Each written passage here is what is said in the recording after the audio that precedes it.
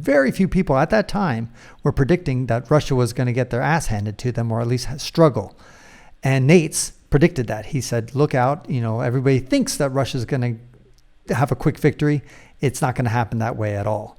And so, Nejc, here we are 1 year later. You were right so far.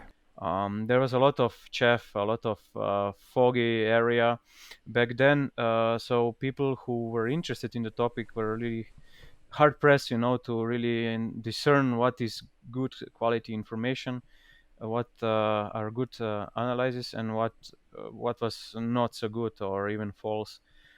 So I was right. I was on spot on who to follow, who to listen, who to believe, and yeah. So don't give me too much credit, please. But yeah, Okay. feels good when I'll give all the credit. when I'll give all the credit to Putin, you can. your right He hand was, man. yeah, my friend from Moscow. He was able to basically single-handedly destroy whole of Russia and with just one, decision, One special which military just. operation. Now, there's one big prediction that you made that so far has not come true. And time Yeah. is running out for your prediction to come true, which is that sometime in the first half of this year, 2023, you would see Putin ousted, kicked out, whatever. One way, either violently or some way or another. Silently So far, deposed, he looks pretty entrenched. He looks pretty entrenched. Are you going to revise that prediction, or are you going to stick with it? I suppose I can stick with it because the whole situation, the whole setup is very fragile for Russia and for Putin. It's getting more fragile as the time goes by. I don't think he can, with all the measures he have put in place in his power structures, by preventing, immediate power mongers amongst his clans to overthrow him. I still don't believe that he's able to survive this. He was a very cunning politician, very sturdy one. He managed to outlast many of his opponents. But I still think that his chances of staying in power are getting slimmer. Then again, I might have been too eager in saying how long this will take for him to be removed or deposed or killed or whatever. It might take more time, but I think that when Ukraine manages to go on a proper counter-offensive, and this might happen in late spring or in summer. War analysts say that summer Ukraine offensive is more likely to happen than an late spring offensive. When this happens, Russia has no chances of holding on to what they hold now. And when Crimea is directly threatened, because Crimea has such an important structure of how Russia should look like, I think that his ground will shake immensely when this happens. Ukrainians don't have to really occupy Crimea; they just can, enter from the Zaporozhye area and get close enough to the Kerch Bridge to be able to bombard it, to make it unsustainable for the traffic, and then Crimea will be basically cut off from all the supply routes, because the main supply route that goes via the ex-Ukrainian land is a train route which will be easily taken with Ukrainian forces. And when that happens, Crimea is then cut off and then bombarded immensely by Ukrainians. And this is when big problems start. And the Russians are making another strategic mistake by placing just not such high quality reserves there. The big quality military they have are basically the paratroopers, which were able to hold the Kherson front for so long. When Ukraine went on the offensive, their Ukrainian progression was basically slower than what was predicted to happen, and this was because Russia managed to position this high quality paratrooper army there, which fought violently, if you can say so, with delaying actions, and managed to basically save a huge chunk of Russian army, which then was able to retreat across the river from the Kherson um, town itself to the other side of the river safely. This was done Mm. basically very, very elegantly and very good. This you can give to Russians, the way they withdrew with such low losses, they managed to do quite a feat there. So yeah, the Russians are definitely not a pushback, but at the same time, every possible element is still working against them. So it's just the time. How long will it take for complete Russian collapse in Ukraine? Um, I was quite eager in the beginning that it could happen quite early. So I was right in when I predicted that Kherson will fall. That in the northeastern part, Ukraine will make big gains. I also predicted, and this was a bit wrong on my side, that on Zaporizhia area, Ukraine will also be able to gain some ground, but they didn't manage to do so. But imagine, I mean, now the whole of Western world is basically united in supporting Ukraine. NATO is gaining much more bigger strength and unity than it had before. Um, More and more weapons will flow inside of Ukraine. The biggest unknown thing at the moment is if the war progresses past the year of 2023. When we are talking about 2024, there are, of course, uh, the whole question is USA. What will happen with the elections there? If Republicans win, then there might be a huge problem for Ukraine. So Ukraine and Russia, they both have quite a time pressure. Uh, Russia needs to outlast this year. Ukraine needs to push them out this year, otherwise problems start. Are you and I going to be talking in 365 days from now, talking about the second anniversary of the war? So I predicted that the war on Ukrainian land, the major war, will end more or less in the autumn this year. So the big Ukrainian offensive will probably push Russians from most of their holdings. We'll see about all the next territories of Luhansk and Donetsk and of Crimea itself. There is a huge political pressure on Ukrainian leaders to also take Crimea, which is which is not so clean-cut thing to do for Ukrainians from the Western point of view. While Lugansk and Donetsk, we'll see what will happen. But the gains that Russia made in 2002 on Ukrainian lands will be probably lost this year. This is my prediction. As for the war being able to freeze in like a frozen conflict like it happened in after 2014, there's also a slight chance for that to happen, but the chances for Ukraine to oust Russia out of its occupied land is much more likely. If you and I were Russian, maybe we Mhm. would be talking about the exact opposite things. We'd come to exact opposite conclusions because I'm always Mhm. questioning our sources and always Yeah. skeptical that Mhm.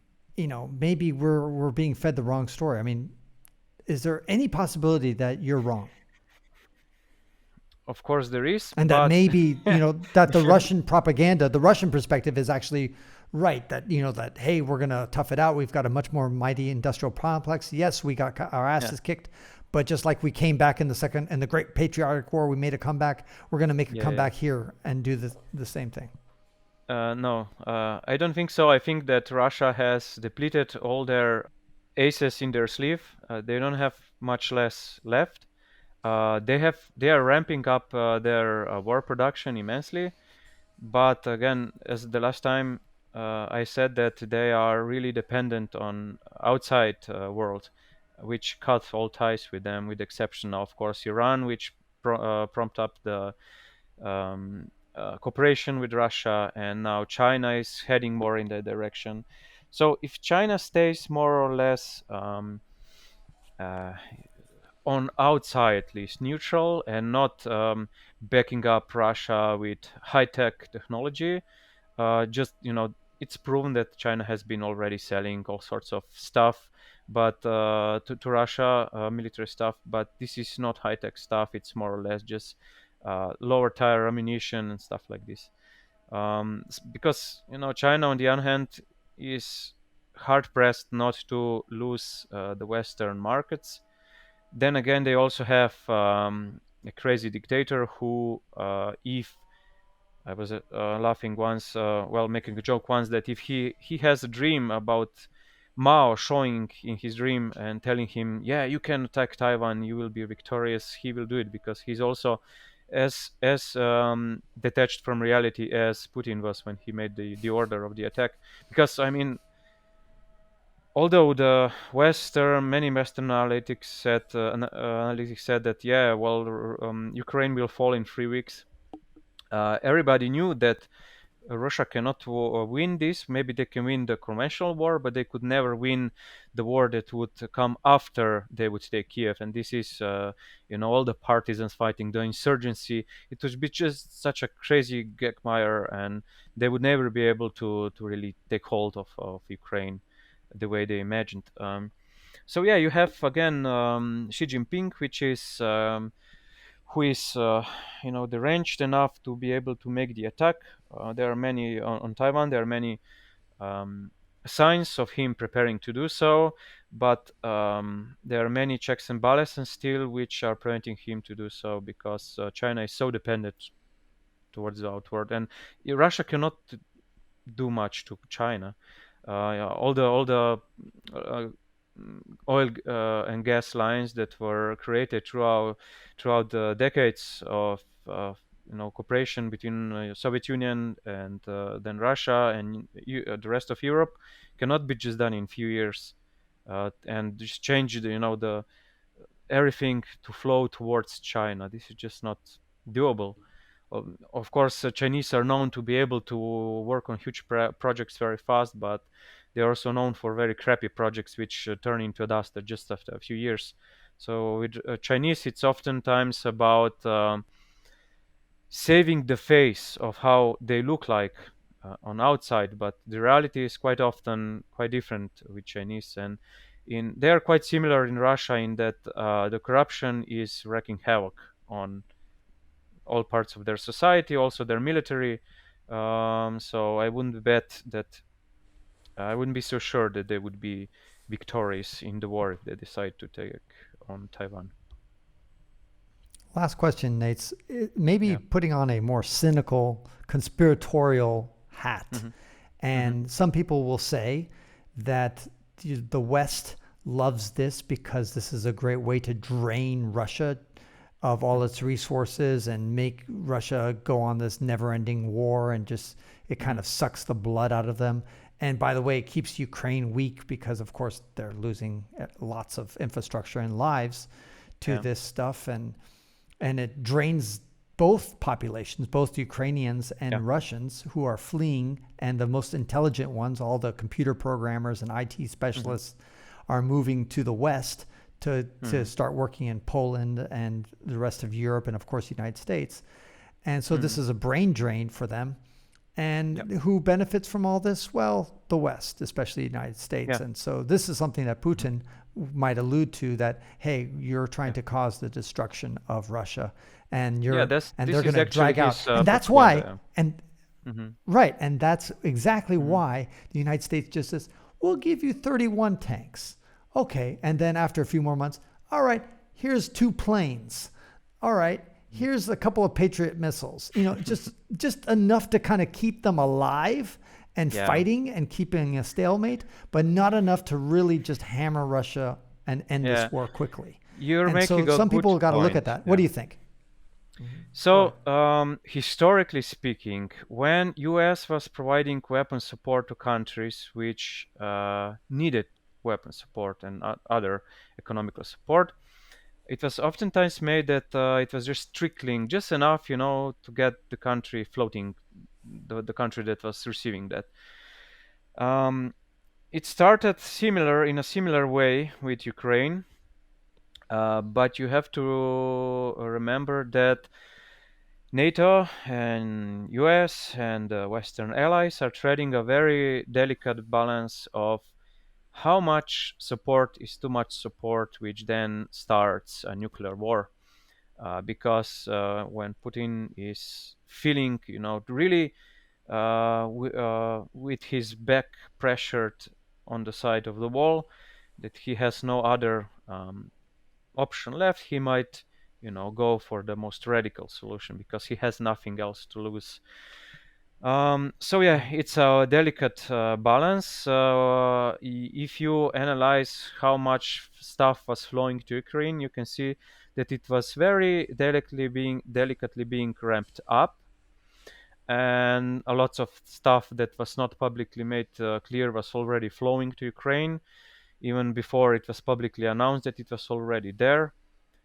So yeah, it's something that many critics of Biden are saying.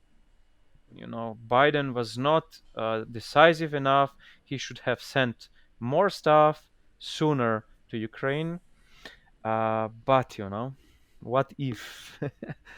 But so far, Russia has proven that all the red lines that they have set up didn't hold, so they were moved. So the red lines are constantly moved, and Russia is moving them because they know they don't have much options. They made such strategical blunders. It's incredible. I think it can really historically be considered one of the stupidest war ever done. Because also, if by some ideal situation, Putin would be able to take hold of whole Ukraine, and he would still strategically lost.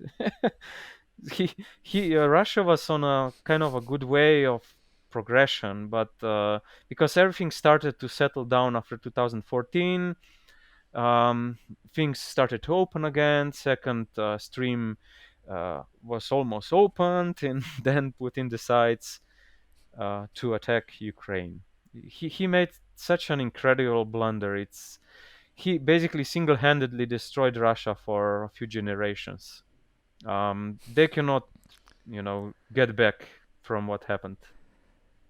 Yeah, it's so terrible. It's just so. And imagine, I mean, I'm working at school where I have kids from Russia, from Belarus, from Ukraine, and they are friends. They are friends here while their relatives fight and die in Ukraine. All wars are tragedies, and many of them are Yeah, stupid, but this one definitely is incredibly stupid and it's incredibly incredibly tragic. stupid. Um, Yeah, yeah, yeah, yeah. Well, yep. Nate, I hope to not see you on the second anniversary of the war, but we probably will be talking again. Yeah, let's hope so. Thank you.